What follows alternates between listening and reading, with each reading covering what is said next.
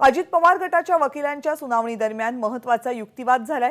राष्ट्रवादी काँग्रेस पक्षाच्या कार्यकारिणी सदस्यांची निवड ही घटनेनुसार नाही असा युक्तिवाद अजित पवार गटाच्या वतीने करण्यात आलाय आणि शरद पवार यांच्यासह पटेल तटकरे यांची निवडणूक न घेता थेट नियुक्ती करण्यात आल्याचा युक्तिवादही करण्यात आलाय।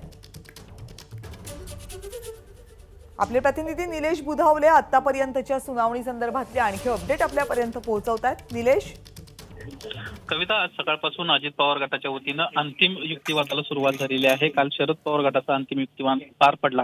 या युक्तिवादाच्या दरम्यान अजित पवार गटाच्या वकिलांना एक महत्त्वाचा युक्तिवाद केलेला आहे। त्यांचं असं म्हणणं आहे की राष्ट्रवादी पक्षाची कार्यकारिणी सदस्यांची जी निवड आहे ती घटनेनुसार झालेली नाहीये। वर्किंग कमिटीमध्ये असणारे शरद पवार असतील, प्रफुल्ल पटेल असतील, सुनील तटकरे असतील, या सर्वांच्या कुठल्याही प्रकारची निवडणूक न घेता थेट नेमणुका करण्यात आल्या असं देखील त्यांचं म्हणणं आहे। त्यामुळे एकंदरीतच शरद पवारांच्या अध्यक्षपदाबद्दल त्यांना प्रश्नचिन्ह उपस्थित केल्याचं आपल्याला पाहायला मिळतंय। जर पक्षात निवडणुका पार पडल्या असतील तर त्याचे पुरावे निवडणूक आयोगाकडे देखील दाखल केलेले नाहीत असं देखील आज अजित पवार गटाच्या वतीने सांगण्यात आलेलं आहे।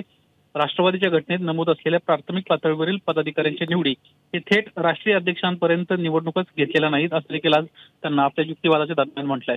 कविता, धन्यवाद निलेश, तुम्ही दिलेल्या सगळ्या सविस्तर माहितीबद्दल। एबीपी माझा, उघडा डोळे बघा नीट।